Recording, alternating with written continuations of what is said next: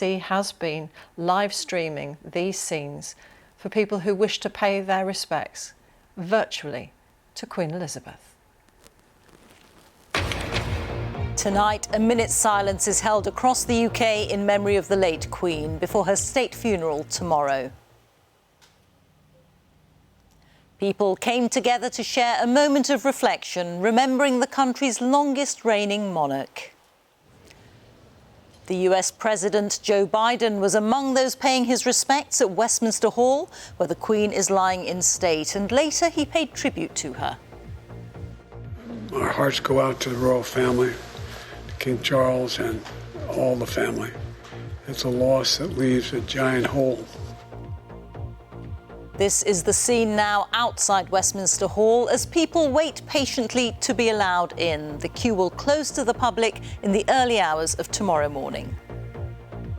Among the 2,000 invited guests at tomorrow's funeral at Westminster Abbey are members of the public who've been preparing for the solemn occasion. Fairly choked up. Emotional is probably the main word, yeah. Honoured and emotional. And tonight, King Charles has released a message of thanks to the countless people who've provided support and comfort in this time of grief. Also on the programme. In Ukraine, President Zelensky says he has more evidence of torture carried out by Russian forces in the east of the country. And act swiftly to save your lives. The urgent warning of Japan's Prime Minister to people living in the path of a huge typhoon making landfall in the south.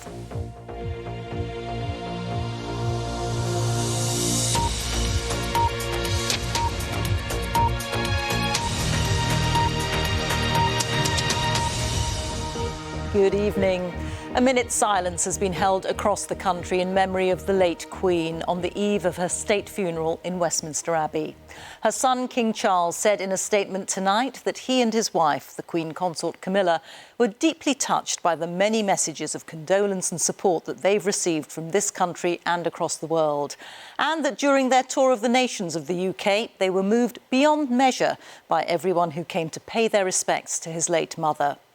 Members of the public are queuing for the final few hours in which they will be admitted to Westminster Hall to see the Queen's coffin lying in state.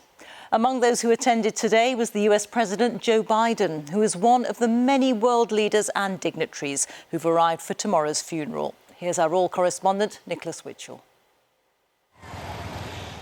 It is 10 days now since the news came of the Queen's death.